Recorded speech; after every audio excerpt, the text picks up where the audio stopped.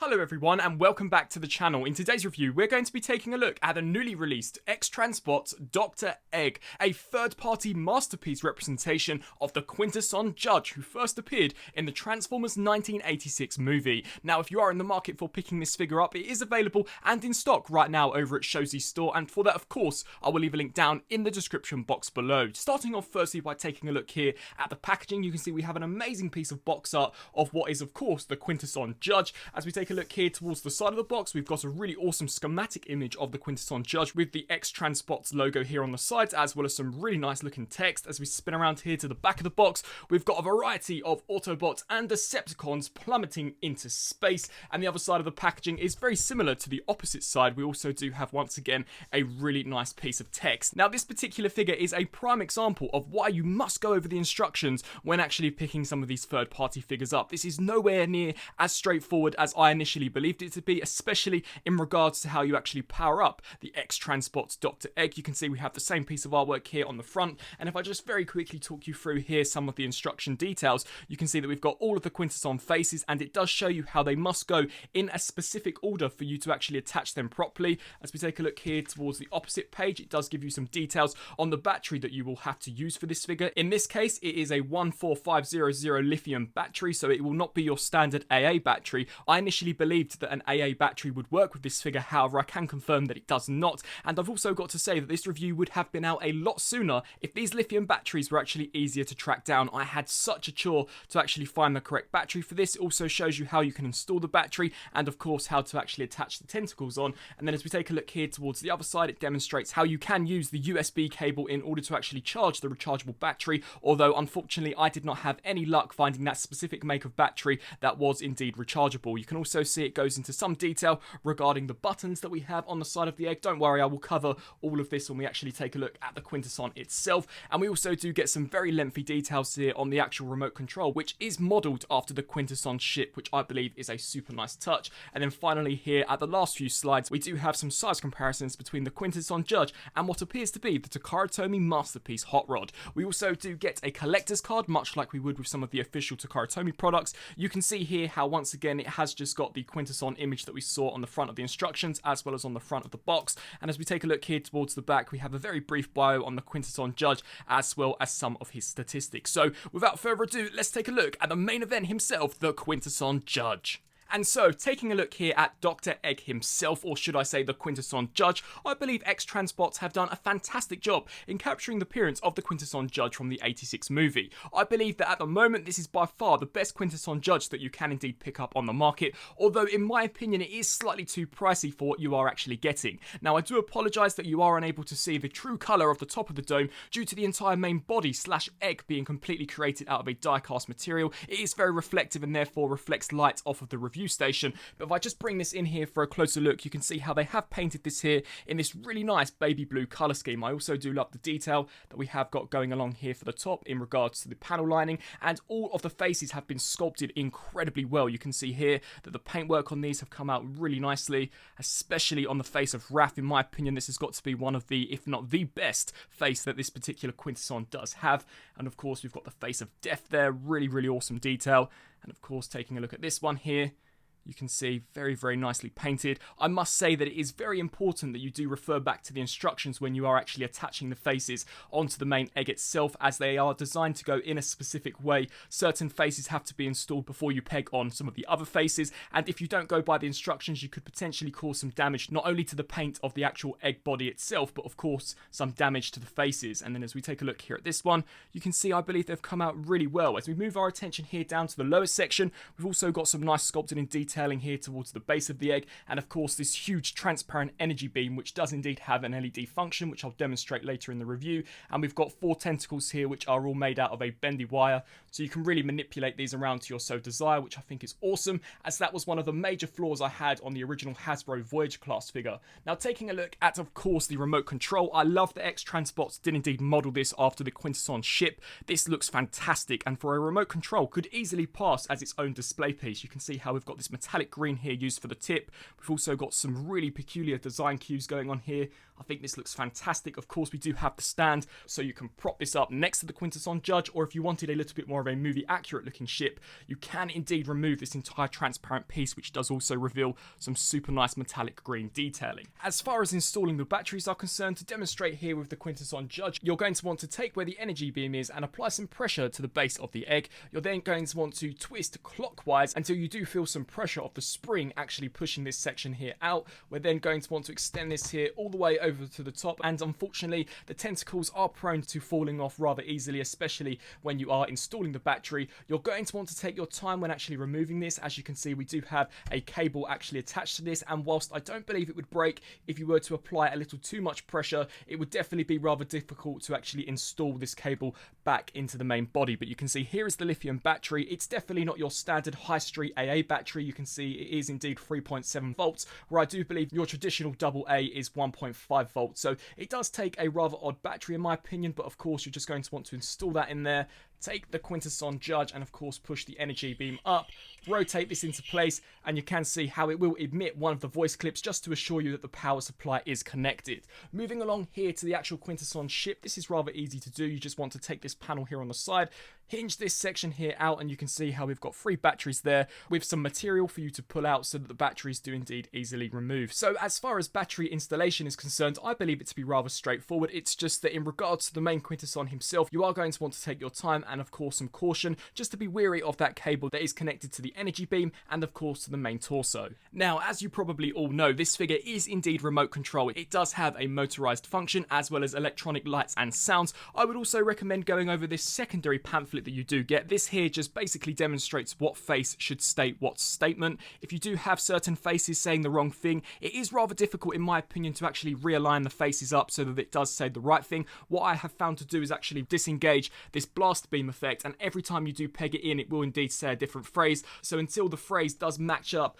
with the face that you have here where this alignment is, that is when I would recommend referring back to this particular instruction manual to ensure that you have got the right face saying the right statement. Now, as far as its actual functionality goes, to be honest with you, I do find these 2 buttons here on the sides to be rather redundant, and I would have preferred it if they could have just completely scrapped this. You can see how we do have the USB port here, which of course you can use if you do manage to track down a lithium rechargeable battery. We do get 2 switches here, and as mentioned, I do find the instructions to be as clear as mud on these particular 2 buttons. I personally haven't really been able to find their particular function. Now, we do get this one, which from what I can gather is the on and off switch, although you can push it a secondary time in order to get another rotation of the head. So I'll just very quickly demonstrate that. If you push this here, it will just cause the entire assembly to rotate and torque on its own.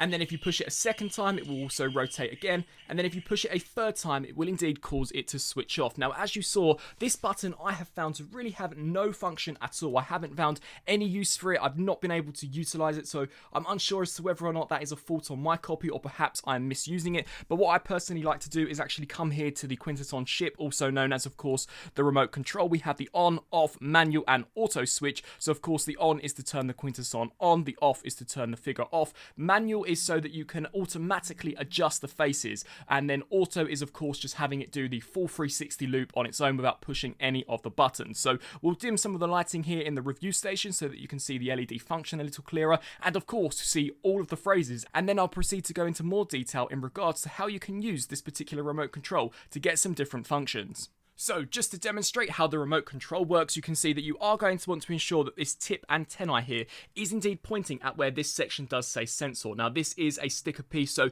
if you really wanted to, you could remove it. I have left it on purely to show some reference when actually doing this review. So if you do push this on, the Quintesson should automatically begin talking and, of course, doing his full 360 cycle. So we'll do a full 360 cycle and then I'll demonstrate some of the other features.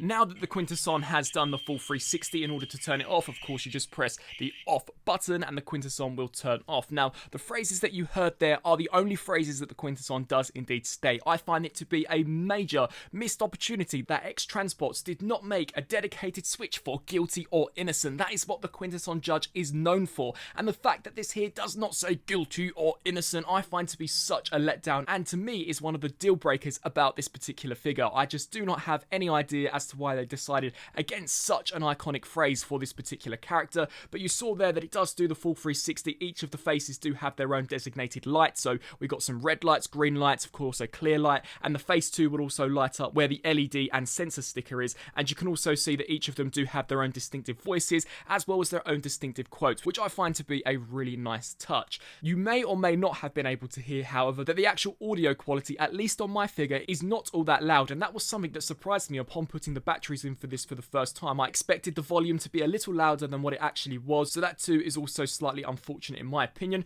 To show you some of the other features, of course, we do have the manual and the auto switch, so we'll turn this on here, push manual,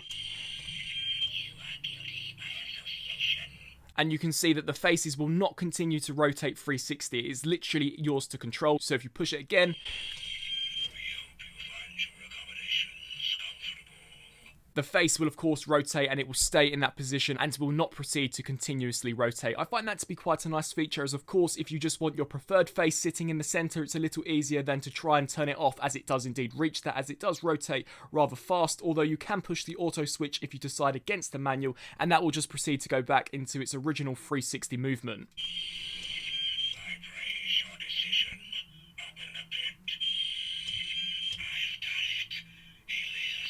And then of course, just push off in order to turn the Quintesson judge off. So that is basically the entire electronic feature that this particular Quintesson judge does possess. Personally, I do find it to be really, really well done. I love how it does rotate 360, and at this current time, there is nothing on the market that is anywhere near as good as this particular Quintesson judge. At the moment, this is the best one that you can buy, and that is another reason why I believe that the price is slightly inflated. X-Transbots probably know that their product is by far the best so far. I'm pretty certain, however, that there will probably be another Quintesson judge, perhaps released by another company, that could actually rival this, and if they do have the guilty or innocent feature, I'm pretty certain that this here could be easily dethroned. Something else which is worth noting is that the paint on the actual egg itself is very easy to chip off, especially when you are plugging the faces on, so I would recommend to take some caution. You can see that as the faces have rotated, I do have some slight scratches here, so the paint is basically wafer thin, so that too is also unfortunate. Just to very quickly show you how you can of course manipulate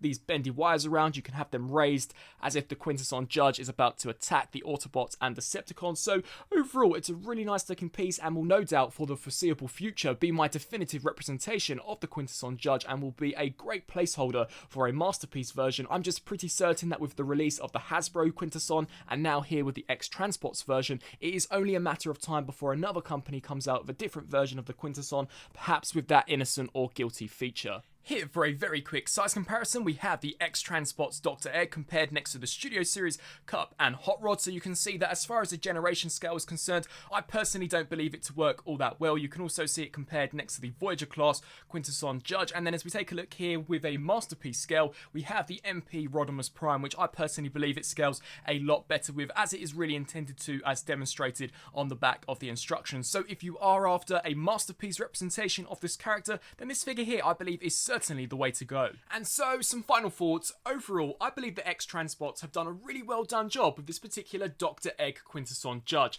As far as sculpt work and paintwork is concerned, the faces are pretty much flawless to what we got from the '86 movie. I specifically love the face of Wrath and of course the face of Death. All of the other faces too are really well done. I maybe would have liked to have seen some jaw articulation due to their size. The Hasbro version was able to do that at a much smaller scale, so I think it could have been achievable here for this version. I also really do like the electronic feature as well. I find it to be awesome that the Quintesson can rotate the full 360, and each of the faces have their own distinctive quote, as well as of course their own distinctive light setting to go along with their quote in order to light the eyes and mouth up. Some areas of critique that I do have of this, I would have maybe rather them cast the actual transparent beam in a slightly orange colour, or perhaps a very smoky white. However, that is just me merely nitpicking. I do like the bendy wires in the tentacles. It does allow for some really cool display options, and due to the Quintesson's design and not really having any limbs, it's great to actually move some of the tentacles around in order to create for some different display options. And a really nice touch is the fact that the remote control is indeed designed to resemble the Quintesson ship.